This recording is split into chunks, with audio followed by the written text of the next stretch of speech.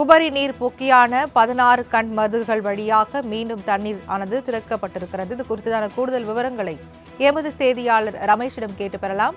வணக்கம் ரமேஷ், விவரங்களை பதிவு பண்ணலாம்.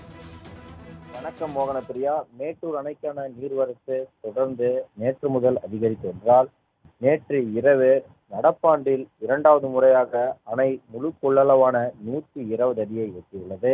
மேட்டூர் அணை கடந்த மாதம் ஜூலை 30ஆம் தேதி அதன் முழு கொள்ளளவான 120 அடியை எட்டியிருந்தது. அப்போது மேட்டூர் அணை வரலாற்றில் 43வது முறையாகும். இந்த நிலையில் நீர் தொடர்ந்து அதிகரித்து வந்ததால் 16 கண் மதகுகள் வழியாக தண்ணீர் வெளியேற்றப்பட்டுள்ளது.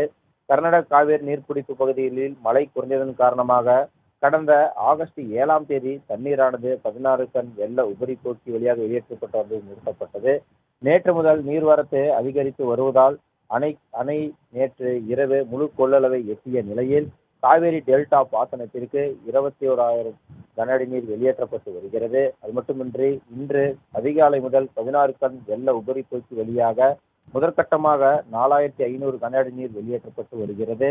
மேலும் நீர்வரத்து அதிகரிக்கும் பட்சத்தில் நீர் திறப்பு அதிகரிக்கப்படும் என நீர்வளத்துறை அதிகாரிகள் தெரிவித்துள்ளனர். இந்த நிலையில் கரையோர மக்களுக்கு பாதுகாப்பாக இருக்கும்படியும் வருவாய்த்துறையினர், மாவட்ட நிர்வாகம் தொடர்ந்து வெள்ள அபாய எச்சரிக்கை விடுத்து வருகின்றனர். மோகனப்பிரியா,